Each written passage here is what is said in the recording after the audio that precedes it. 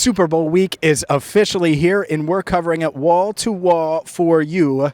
Welcome in, Cincinnati Bengals fans. This is Cincinnati Bengals Talk. I'm James Rapien of allbengals.com here at Radio Row, and can you believe it? Look at that. Look at that sight. Let it sink in. The Bengals make their way and are in process, as we record this, of traveling to Los Angeles. They'll have a full practice week, which is really, really exciting.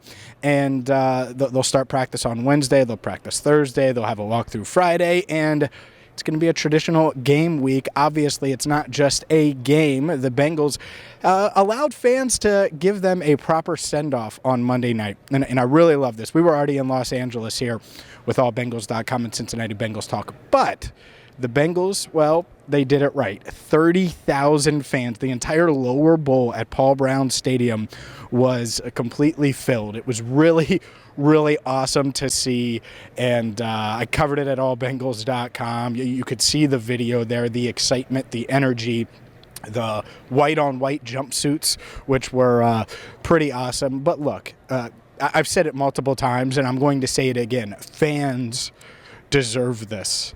Right, it's been 33 years. A lot of people my age, even a little older, right? You could be 40 and not really remember the Bengals Super Bowls in their runs to the Super Bowl. So this is such a huge week, huge moment, big game, and I'm just glad that the Bengals were able to do this. Gary Owen hosted it. Bengal Jim was on stage, and it was just a really cool event where you saw C.J. Uzomah launch his brace at the 50-yard line, and he's been bullish about playing. He talked about game day outfits last week, potential end zone celebrations with Tyler Eifert this week. He said it, right? He said it on Monday that, it's the biggest game of his life. He's not going to miss it. But we'll monitor his practice, how much he practices, what he does throughout the week, because that could certainly be a game-changing factor in this game, and certainly something that we will cover.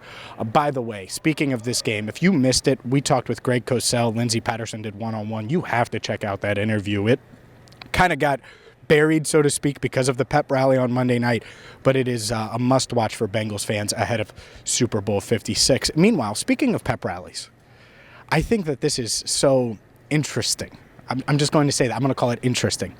So the Bengals have 30,000 plus. Meanwhile, the Rams have their pep rally, and to their defense, they can't have it at SoFi Stadium. That's the home of the Super Bowl. They're not able to do that.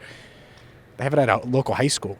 We're talking about a team that's going to the freaking Super Bowl in a pep rally, and that's the part of it. That's the thing that, I come back to is, man, Bengals fans deserve this. And the Rams, I get it. They're really good, and they were built for this. And there's a lot of pressure on them. In this game, there's a ton of pressure because they were built to make the Super Bowl run. Meanwhile, no one expected the Bengals to be here. Well, I've said it multiple weeks now. Well, if you're going to get here, even if you didn't expect to get here, you might as well win the damn thing. You might as well take advantage of the opportunity, and the Bengals certainly have an opportunity to do just that. Speaking of this game, this matchup, I've been talking with people here. Been here for about 24 hours as I record this, a little over 24 hours, and talking with people here in the vibe among Los Angeles residents, among people that cover the local teams here that are in the know-ish, is that the Rams are going to handle business. And so that quite an interesting thing, right? Because I think a lot of people think the Bengals certainly have more than a puncher's chance in this game with Joe Burrow in that offense and, what they've been able to do in the defense and what Lou Anarumo's been able to scheme up. But locally here, the vibe is, and I think among a lot of national analysts, that the Bengals, they're not going to win, that the Rams are going to win, that the Rams were built for this, that they have the stars. They have Aaron Donald. They have Von Miller. They went and got Odell Beckham Jr. Cam Akers is back, and they traded for Matt Stafford in the offseason, and it goes on and on and on. And they have the coach who lost a Super Bowl and is back and ready to avenge that, so to speak. So that part of it is quite an interesting storyline as well. So it's awesome. I think it speaks volumes. 30,000 plus versus the numbers I've saw, and I don't know if it's true, like 3,000. for the pep rally. That's just wild to me.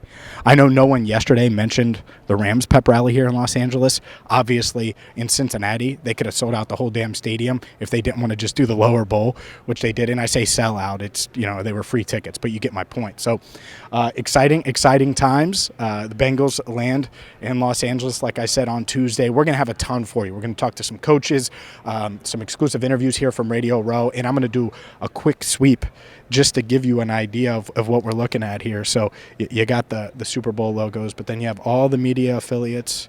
Oh, what is that? Oh, is that SI? Yeah, you see the SI right there. But yeah, a ton here coming your way all week long. So we're just getting started. Make sure you hit that subscribe button. Make sure you check out allbengals.com. And if you missed that Greg Cosell interview, our one-on-one with Andrew Whitworth from last week, I mean, we've had a ton. And so go back, review all the stuff, and buckle up because there's a ton more coming your way. For Andrew Fox Miller, our editor, I'm James Rapien, signing off for now right here on Cincinnati Bengals Talk.